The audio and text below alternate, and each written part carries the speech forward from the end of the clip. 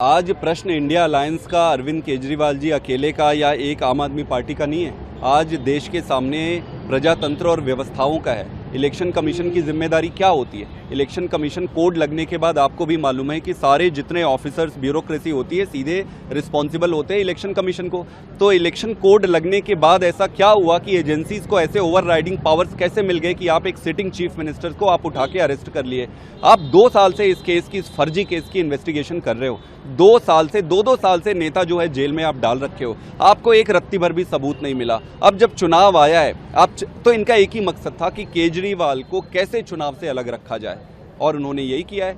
ED आज अपना जो भी मान सम्मान था खो चुकी है, और जिस तरीके से ये काम कर रही है, सारे इनके ऑर्डर भारतीय जनता पार्टी के हेड ऑफिस से आते हैं। ये बिल्कुल ये आरोप है, और ये आरोप नहीं है, सच्चाई है। आप देखेंगे कि पिछले 14-15 ऐसे केसेस आप देख सकते हैं जहां पर इन्होंने ईडी के रेड कराए और पॉलिटिकल यूज करने के लिए अपने में शामिल करा लिए, या फिर उनको जेल में डाल दिए। कोड लगने के बाद देश के इतिहास में ये पहली बार कोई सरकार इतनी हिम्मत नहीं करती थी। इलेक्शन कमीशन का डर सबको रहता है। ऐसी क्या परिस्थिति आ गई इस सरकार को कि इलेक्शन कमीशन को, उनको कोई लेना देना नहीं है। वो कह रहे हैं कि धता उड़ा रहे इलेक्शन कमीशन की, कोड लगे गए भाड़ में। कोड का क्या होता है? भारतीय जनता पार्टी कह रही है भारत के इतिहास में कभी नहीं हुआ है। हम आज इलेक्शन कमीशन से मिलके उनके दायित्वों का उनसे निवेदन किया कि आप अपनी ताकत पहचानिए, आपकी जिम्मेदारी बनती है, देश आपसे प्रश्न पूछेगा।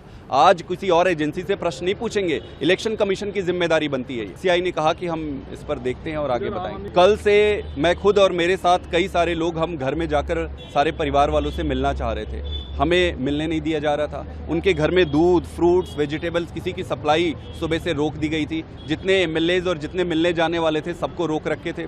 तो एक तरीके से वर्चुअली डिटेन करके रखा था पूरे परिवार वालों को। तो इस पे कोई नई बात नहीं है। भारतीय जनता पार्टी से और कोई उम्मीद नहीं है इस देश को।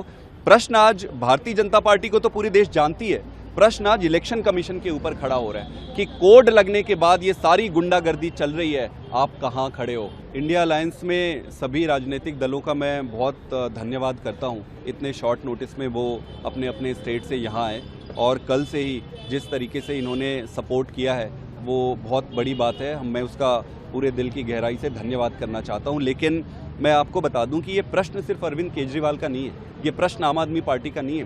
प्रश्न आज देश की प्रजातंत्र का है, प्रश्न आज देश की व्यवस्थाओं का है। और मैं बता दूं कि व्यवस्थाएं बनने में दशकों लगती है, इसको तोड़ने में कुछ क्षण लगते हैं। वॉलंटियर बेस्ड पार्टी है, आगे की रणनीति है, चुनाव लड़ेंगे। केजरीवाल जी जेल में है, वो इतने कॉम्पिटेंट है कि जेल में बैठ कर भी इनकी नींद चैन हराम कर देंगे। दिल्ली लोकसभा इलेक्शन में, बाकी सब जगह की इलेक्शन में जितने वोट पड़ने वाले थे उससे ज़्यादा वोट पड़ेंगे।